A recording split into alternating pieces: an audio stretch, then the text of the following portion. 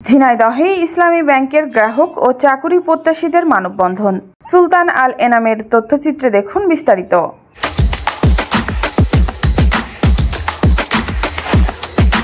ইসলামী bank সহ banking সেক্টরে অবৈধ নিয়োগ বাতিল করে মেধাভিত্তিক নিয়োগের দাবিতে ঝিনাইদহে মানববন্ধন কর্মসূচি পালিত হয়েছে। সোমবার সকালে ইসলামী ব্যাংক ঝিনাইদহ শাখার সামনে এই কর্মসূচির আয়োজন করে গ্রাহক ও চাকুরি প্রত্যাশীরা।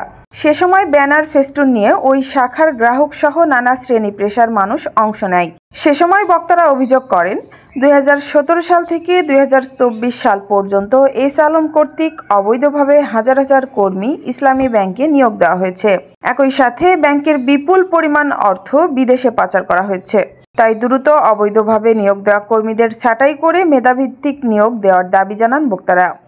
জানেন, ইসলামী ব্যাংক বাংলাদেশে কল্যাণ ধারার একটা ইসলামী ব্যাংক ব্যবস্থা, সুদমুক্ত ইসলামী ব্যাংক ব্যবস্থা।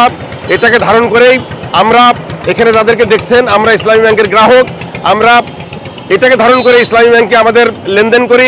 কিন্তু 2017 সালে আমরা লক্ষ্য করলাম, এস আলম নামক একজন ব্যাংক খাদক 17 সালে ইসলামী ব্যাংকে ঢুকে 17 থেকে 2024 ইসলামী ব্যাংকের সমস্ত মূলধন লুটে পিটে বিদেশে পাচার করে দিয়েছে। আমরা এটা কিভাবে বুঝলাম? যখন আমরা আমাদের আমানতের জন্য ব্যাংকে গেছি, ব্যাংক আমাদেরকে টাকা দিতে পারেনি। আমরা চরম অনিশ্চয়তার ভিতরে ছিলাম। আমরা চাই ইসলামী ব্যাংক যে লক্ষ্য এবং উদ্দেশ্য নিয়ে প্রতিষ্ঠিত হয়েছে, সুদমুক্ত অর্থনৈতিক ব্যবস্থা, এটা আবার পুনঃপ্রবর্তন হোক। 17 সালের আগে যেভাবে ব্যাংক চলতো সেভাবেই ব্যাংক পরিচালিত হোক। আর এই যে 17 থেকে 24 সালে যে কর্মচারীগুলোকে নিয়োগ দিয়েছে, একটা নির্দিষ্ট থানার এই কর্মচারীদের ব্যাপারে সিদ্ধান্ত নেবে। এটা যদিও আমাদের ব্যাপার না, তারপরেও আমরা চাই আমাদের ব্যাংক 2017 সালের আগে যেভাবে ছিল সেভাবেই চলুক। আমাদের দাবি, আমরা এখানে মানববন্ধন করছি।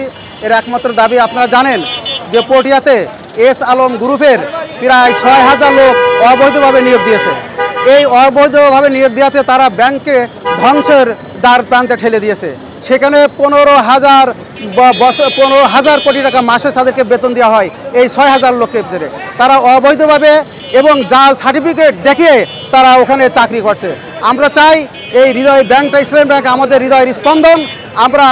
আমরাও চাই তারা বৈধ হয়েছে পরীক্ষার মাধ্যমে তারা পরীক্ষা দিয়ে ব্যাংকে চাকরি করুক, আমাদের এতে কোনো আপত্তি নেই। কিন্তু অবৈধভাবে তারা জাল সার্টিফিকেট দিয়ে তারা চাকরি করবে এবং ব্যাংকের আইন শৃঙ্খলা ভঙ্গ করবে এবং মারামারি করবে, এসব আবল তাবল কথা বলবে, ব্যাংকের আইন শৃঙ্খলা মানবে না, এটা আমরা চাই না। আমরা গ্রাহক, আমরা চাই এই ইসলামী ব্যাংকটা সুন্দরভাবে সুষ্ঠুভাবে পরিচালিত হোক। আর কেন্দ্রীয় ব্যাংক যে ঘোষণা দিয়েছে, আমরা কেন্দ্রীয় ব্যাংকের এই ঘোষণার সাথে একত্রবদ্ধ করে আজকে আমাদের বানববন্ধন। আমরা চাই তারা পরীক্ষার মাধ্যমে, ইন্টারভিউর মাধ্যমে তারা এখানে নিয়োগ। তাদের সাথে আমাদের কোনো শত্রুতা নেই। তাদের ছেলে মেয়ে আছে, বউ আছে, বাল বাচ্চা আছে, সব কিছু আছে। তারা পরীক্ষার মাধ্যমে এসে এই ব্যাংকে চাকরি করে, আমাদের কোনো আপত্তি নেই। তবে আমরা চাই যে সুশৃঙ্খলভাবে এটা তারা চাকরি করুক।